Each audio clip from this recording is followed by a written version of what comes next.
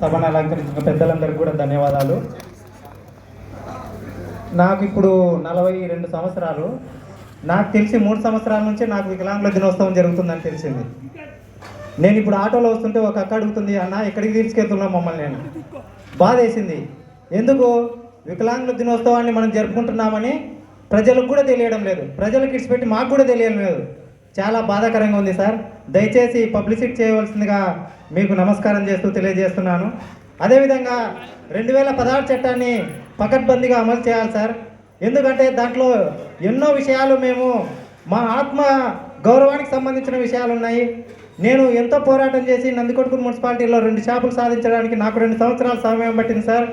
దయచేసి మీరందరూ మమ్మల్ని గుర్తించాలి, సమాజంలో మేము కూడా ఉన్నామని ఒక్కసారి ప్రజల్లో కూడా మాకు గుర్తింపు తేవాలని మనస్ఫూర్తిగా కోరుకుంటున్నాను సార్. అదేవిధంగా ఇంతకుముందు అంత్యోదయ కార్డులు ఉన్నవి సార్, 35 కేజీల బియ్యం ఇచ్చేవాళ్ళు, దాన్ని మర్చిపోయారు సార్. మాకు ఇచ్చే 5 కేజీల బియ్యం ఏమిటి సాగడం లేదు. దయతో గుర్తించి అది మళ్ళీ పునర్ప్రారంభించవలసిందిగా కోరుచున్నాం సార్. ఇంకొకటి ఏమంటే బ్యాంక్ లాక్ పోస్టులు ఎప్పుడు ఉంటాయో తెలియదు సార్, ఎక్కడ ఉంటాయో తెలియదు సార్. దయచేసి దాన్ని కూడా ఒకసారి గుర్తించి మాకు ఏమైతే మేము కోల్పోతున్నామో వాటిని దయచేసి పబ్లిక్లో తీసుకొచ్చి మమ్మల్ని కూడా ప్రజలుగా, మమ్మల్ని మనుషులుగా గుర్తించాలని కోరుకుంటున్నాను సార్. అదేవిధంగా చదువుకున్న వాళ్ళు చాలామంది ఉన్నారు సార్ మా దివ్యాంగుల్లో కూడా. వాళ్ళు అంతవరకు చదువుకున్నారంటే చాలా కష్టపడి ఎన్నో ఆటుపోట్లకు ఎదురయ్యి చదువుంటారు సార్. డిఎస్సి కోచింగ్ త్వరలో పడింది సార్. డిఎస్సి కోచింగ్ కూడా ఖర్చులకు లేక చాలామంది ఇబ్బంది పడుతున్నారు సార్. స్థానికంగా ఏదైనా కోచింగ్ సెంటర్ను తక్కువ ఫీజుకో లేకపోతే రాయితీతోనో మాకు కల్పించాలని మీకు విన్నవించుకుంటున్నాను సార్.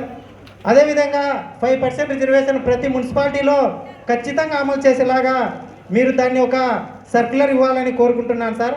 ఆల్రెడీ మున్సిపాలిటీలో డిజబుల్ వాళ్లకు 5% రిజర్వేషన్ ఉండాలనేది ఒక సర్క్యులర్ ఉంది సార్. దాన్ని బట్టి నేను 7 మేడం ద్వారా నందికొట్కూరులో సాధించుకున్నాను. ప్రతి ఒక్కరికి కూడా అది ఒక అవకాశంగా ఇవ్వాలని కోరుకుంటున్నాను సార్.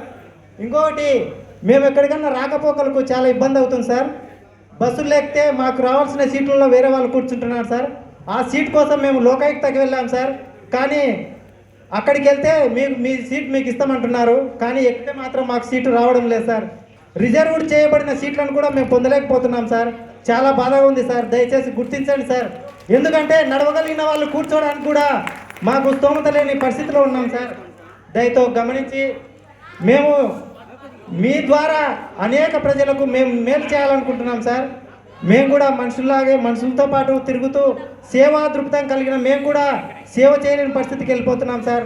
దయచేసి మీరు మమ్మల్ని గుర్తించి సమాజంలో కూడా మమ్మల్ని ఒక మనుషులుగా గుర్తించి మాకు రావాల్సినవి, మేమేమి ఎక్కువ అడగడం లేదు సార్, మాకు రావాల్సిన మీరై మాకు ఏర్పాటు చేసిన ప్రతి ఒక్క జీవో కానీ సర్క్యులర్ కానీ మాకు ఇచ్చిన రిజర్వేషన్ను మాకు పకడ్బందీగా ఇప్పించగలిగితే అదే మాకు 10,000గా భావించి మా జీవితాలను మనస్ఫూర్తిగా అనుభవిస్తామని కోరుకుంటున్నాం సార్. పెన్షన్లలో కూడా చాలా ఇబ్బందికర పరిస్థితులు ఎదుర్కొంటున్నాం సార్. సదరం సర్టిఫికెట్లలో పాత సర్టిఫికెట్లు పోతే కొత్తవి కూడా రావడం లేదు సార్. సదరం గురించి ఒకసారి ఆలోచించవలసిందిగా కోరుకుంటున్నాం సార్. డిఎంఓ ఆఫీస్లో కొంచెం ఇబ్బంది పడుతున్నాం సార్. మరీ ముఖ్యంగా తెలియజేసే విషయం ఏమంటే నంద్యాల జిల్లాలో ఆఫీస్ లేదు సార్. చాలా ఇబ్బంది పడుతున్నాం సార్. మేడం కూడా గుర్తు చేశాము, ఒక సోమవారం తప్పితే మన ఆఫీస్ ఉండదు సార్. మళ్ళీ మనం కర్నూలులోకి వెళ్ళాలి, ఏదైనా పని పడితే ఎక్కడ చూసినా కూడా మనం వాళ్ళు దొరకరు సార్. ర్యాంపుల గురించి ఆంజనేయులు అన్న చెప్పినట్ల ర్యాంపుల కోసం కూడా చాలా ఇబ్బంది పడుతున్నాం సార్. దయచేసి గుర్తించి మా విభిన్న ప్రతిభావంతులను మా ప్రతిభను గుర్తించి మమ్మల్ని కూడా మనుషులుగా గుర్తించి మీరు మాకు మా అభ్యున్నతికి పాటుపడతారని, మీరు మాకు సహాయం చేస్తారని. ఇంకా ఏమంటే మాకు సంతోషకరమైన విషయం ఏమంటే సార్ గారిది నందికొట్కూరు కావడం మేము సగర్వంగా చెప్పుకుంటున్నాము. దయచేసి కాబట్టి మేము కూడా నందికొట్కూరు సాయం చేస్తూ సార్ కూడా మాకు అభివృద్ధి కోసం తన వంతు కృషిని మాకు పాటుపడతాడని, ఏవైనా విషయాలుంటే మాకు సాయం చేస్తారని కోరుకుంటూ నంద్యాల జిల్లాలో కూడా సపరేట్ ఏడీ ఆఫీస్ త్వరలో ప్రారంభించాలని మనస్ఫూర్తిగా కోరుకుంటూ ఈ అవకాశాన్ని ఇచ్చిన పెద్దలందరికీ ధన్యవాదాలు తెలియజేసుకుంటున్నాను. థ్యాంక్ యూ నాగన్న గారు. ప్రధాన సమస్యలని సభా దృష్టి తెచ్చారు. Thank you. ఇప్పుడు మాస్టర్ నాగన్న గారు.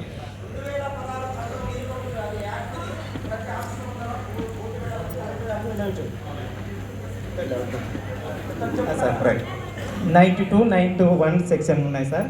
దాంట్లో దివ్యాంగులకు మంచి అంటే ఉపాధి అవకాశాలతో పాటు దివ్యాంగులను ఎవరైనా కించపరిచినా, కర్ర లాక్కున్నా, కుంటివాడు గుడ్డివాడు అని ఏదైనా హేళన చేసినా అందుకు సంబంధించిన సెక్షన్లు పకడ్బందీగా 91, 92 సెక్షన్లో ఉన్నాయి సార్. ఆ సెక్షన్లకు సంబంధించి ప్రతి చోట సమాచార హక్కు చట్టం బోర్డు ఎలా ఉందో అలా పెట్టాలని ఆశపడుతున్నాం సార్. దయతో గమనించగలరని కోరుకుంటున్నాం. Thank you.